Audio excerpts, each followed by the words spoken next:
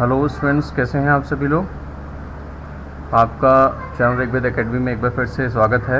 आपकी मैथ्स की क्लास को कंटिन्यू करने के लिए काफ़ी समय लंबे गैप के बाद में मैं आपके सामने आया हूं।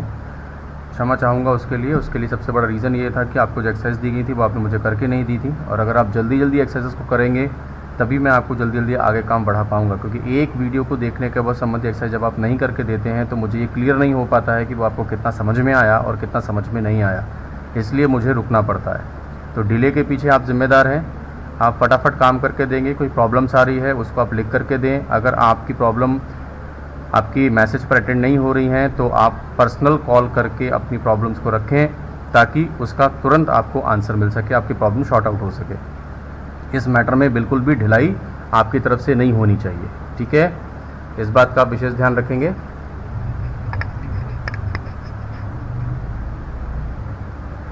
आज हम आपका सेकंड चैप्टर जो हमारा चल रहा था प्लेइंग विद नंबर्स में, उसके आगे हम कंटिन्यू करते हुए आज हमको प्राइम फैक्टराइजेशन के बारे में बताएंगे कि प्राइम फैक्टराइजेशन एक्चुअल में क्या होता है। जैसा कि लिखा है प्राइम फैक्टराइजेशन होता है the process of expressing a given number. किसी भी दिए गए नंबर को व्यक्त करने का एक तरीका है, और उसको किस तरह से व्यक्त किया जाए। अगर हम उसको व्यक्त करते हैं as a product of prime factors के प्रोडक्ट के रूप में अगर हम किसी भी नंबर को एक्सप्रेस करते हैं तो वो उस नंबर का प्राइम फैक्टराइजेशन कहा जाता है, ठीक है।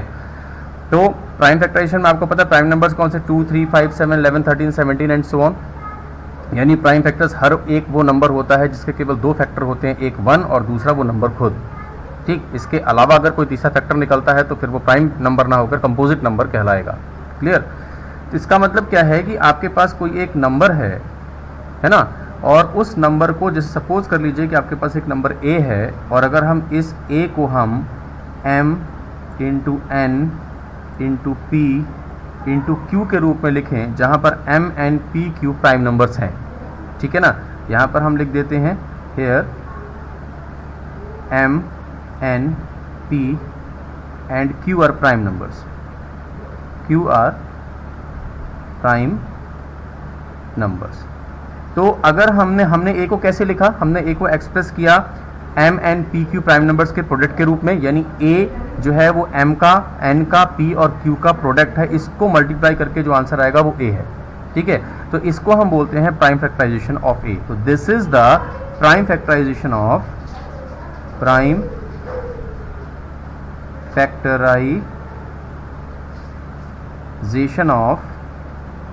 a।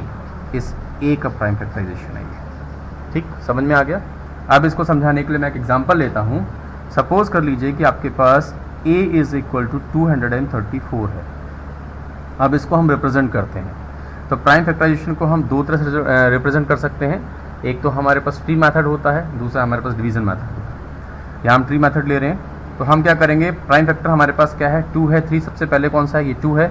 हमने इसको 2 से किया, ये 2 से डिविजिबल है क्योंकि लास्ट में क्या है, 4 है। अगर लास्ट का नंबर 4 या 0 हो तो वो डिविजिबल बाई क्या होता है, यानी कोई भी ऐसा नंबर हो, अगर यहाँ पर 0 है या कोई भी ऐसा नंबर जो 2 के टेबल में आता है, यानी 2 से डिवाइड हो जाए तो पूरा का पूरा नंबर डिविजिबल बाई 2 होगा। तो हम यहाँ सबसे पहले 2 से करेंगे, 2 1 जा 2, फिर 2 1 जा 2 और 2 7 जा 14। क्या आ गया आपके पास में, ठीक। अब इसको देखेंगे 2 से जाएगा नहीं क्योंकि लास्ट में ना तो 0 है और ना ही कोई ऐसा नंबर है जो 2 से डिविजिबल हो, इसलिए हम क्या करेंगे, 3 से देखते हैं। 3 का चेक करने का क्या है कि इसके डिजिट्स को सम करें। 7 + 1 8 + 1 9, 9 3 के टेबल में आता है, इसलिए पूरा नंबर 3 से डिवाइड हो जाएगा। दूसरा हमने ले लिया 3 3 जा 9, कितना बचा, 11 में से 9 गए तो 2 बचा, 27 3 9 जा 27, ओके। अब इसके बाद में यहाँ पर देखिए 9 10 11 12, ये फिर से 3 में जा रहा है, 3 से गया, 3 1 जा 3 और 3 3 जा 9। अब ये किससे चला जाएगा, 13 से चला जाएगा, 13 1 जा। क्लियर। तो हम इसको कैसे रिप्रेजेंट करेंगे, 2 इंटू 3 इंटू 3 इंटू 13। ये आपका प्राइम फैक्टराइजेशन हो गया, 234 का प्राइम फैक्टराइजेशन हो गया आपका, ठीक। समझ में आ गया आपको। ये होता है आपका प्राइम फैक्टराइजेशन मेथड, ठीक है।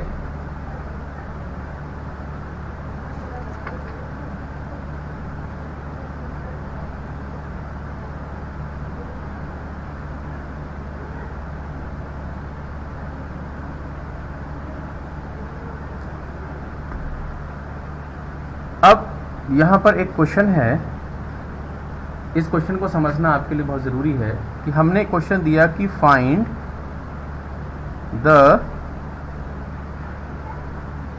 स्मॉलेस्ट, तो थोड़ा देखने में दिक्कत आ रही होगी तो मैं इसको थोड़ा सा क्लियर कर देता हूँ।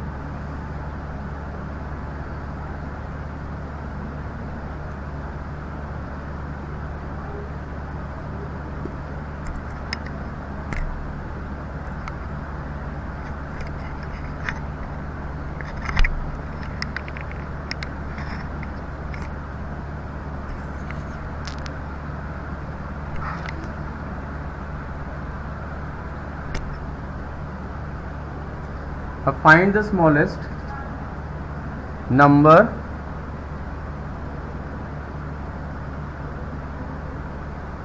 having 4 different prime factors.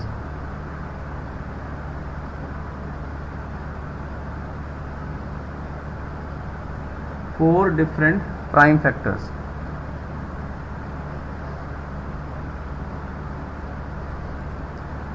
ठीक, find the smallest number having 4 different prime factors.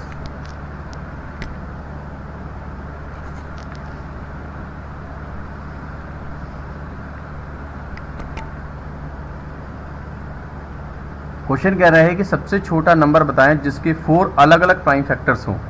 तो कैसे निकालेंगे इसका देखिए answer. We know that 2, 3, 5 and 7 are the smallest 4 different prime numbers in increasing order. In increasing order. ठीक, अब देखिए हमें सबसे छोटा प्राइम नंबर निकालना है जिसके 4, यानी हम ऐसा सबसे छोटा नंबर निकाले, प्राइम नंबर नहीं सॉरी, सबसे छोटा नंबर हमको वो चाहिए जिसका अगर हम प्राइम फैक्टराइजेशन करें तो 4 उसके अलग अलग प्राइम फैक्टर होने चाहिए, लेकिन वो होना सबसे छोटा चाहिए। तो तरीका क्या है, प्राइम फैक्टर की हम ग्रुप में से सबसे छोटे 4 जो हैं इंक्रीजिंग ऑर्डर में प्राइम फैक्टर्स ले लेते हैं, प्राइम नंबर्स लेते हैं 2, 3, 5 एंड 7, यही तो होंगे सबसे छोटे, क्योंकि इसके बाद के सब बड़े हैं और ये डिफरेंट है और इंक्रीजिंग ऑर्डर में ले लेते हैं। Therefore the product of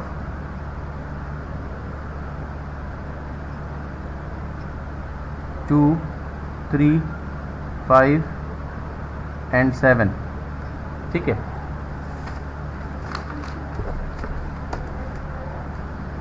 and 7 will be the